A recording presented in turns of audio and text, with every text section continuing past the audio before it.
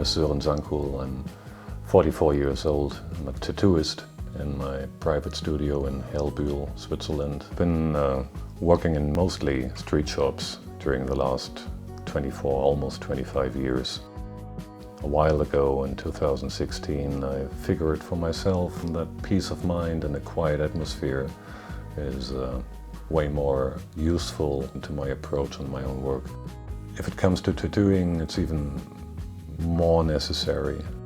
From my experience, I think I can tell that most customers also prefer a more quiet atmosphere while getting long sessions done on their skin. It's not about the show, it's not about how many people watch you while you do it, it's about the result that has to be good for the rest of that person's life.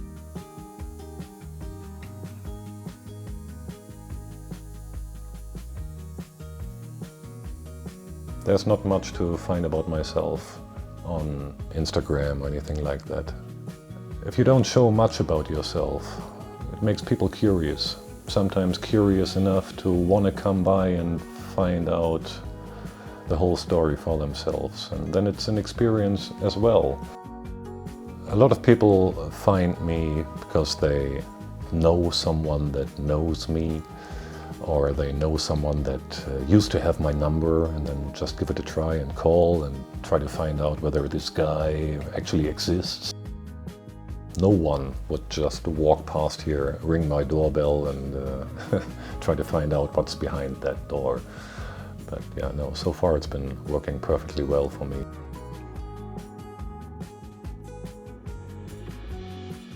None of my work, whether it's drawing or tattooing or painting, is really traditional.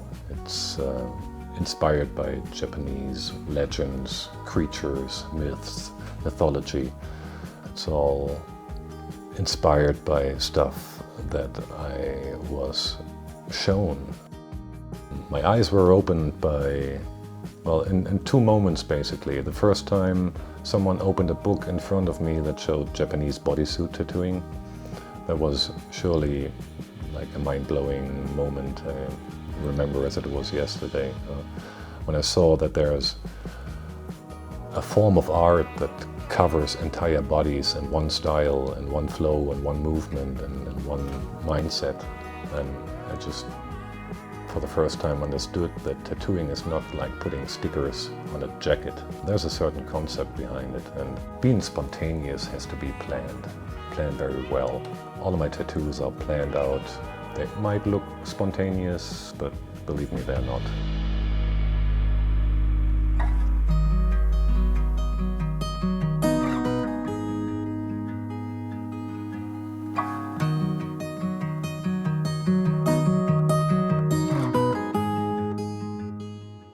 So painting is almost as influential on my tattooing as it is the other way around. Like in painting, I pick up the motifs and go for a different approach on the canvas than I would on skin. But yeah, it surely interacts.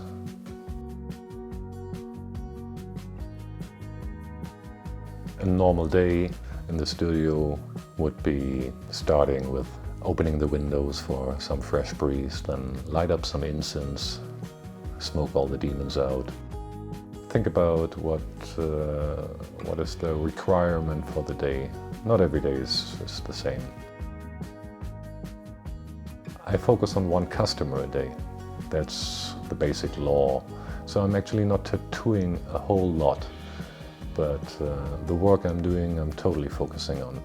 And there's no time limit. The time limit is the customer's capacity to stand against the pain. Getting tattooed, as most of us know, is an exciting moment with every appointment. So I'll find myself trying to create a peaceful, quiet atmosphere. I'll try to give myself an 8 to 10 hour work day, which starts early in the morning. Then it's setting up, then it's tattooing, then it's cleaning up, it's sterilizing, and then sometimes it's drawing and painting on top of that. I love drawing. I'll do it just to entertain myself. It's not always work that needs to get done because somebody wants me to do it. It's stuff that needs to get done because I want to do this.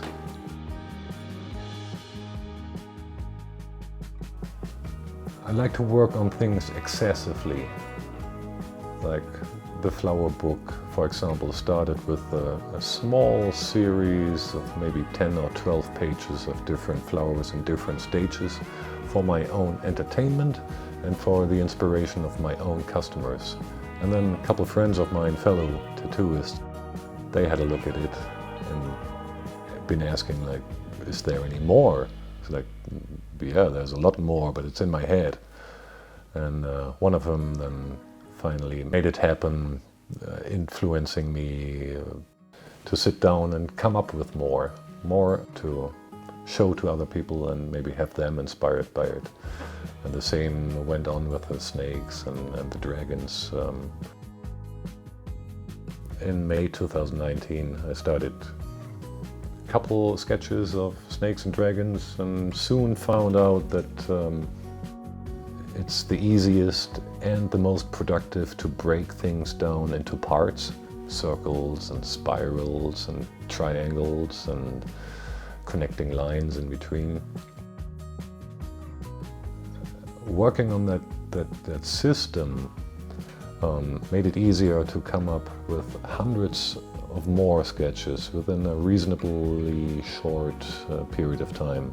So the collection of sketches just grew enormously. So the next winter came, a couple hundred hours of drawing later, actually to be precise, almost 1,000 hours later. I could consider myself lucky enough to have my second book published at Kintaro Publishing, and I'm still grateful it all happened the way it did happen. The approach for the drawing is different than what most people that look at them think. Probably I've been drawing for long enough that there's a certain memory in your muscles rather than using your brain intentionally. So it's not like you put a piece of white paper in front of you and then you have to think. It's rather the opposite. It's rather trying not to think. And then again, it's a bit like meditation. You try to leave your thoughts outside and just have your hand start. And then very often things start happening that I didn't even know might happen. I do everything by feeling, which is like 50% on the way to the finished drawing. It's very easy to point out where the flow comes from and where it goes to and where there's circles involved and why they are involved and also why it's important not to be too freely thinking. Just have your muscle memory let you guide to get to that point. For both books, I had a certain goal of how many pages I wanted to be included, at least in the very end. It was 104 for the first and 150 something for the second book, I believe.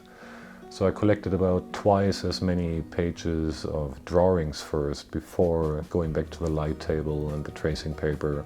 And isn't it interesting, like once a product or a pile of drawings is finished, to look back and see how long it took you. On every sketch, I'm just made little lines counting the hours in the bottom right corner to find out how long does it take to come up with 300 sketches and 150 finished drawings. And it's just for myself. I thought it's interesting to find out that it takes you 1,000 hours.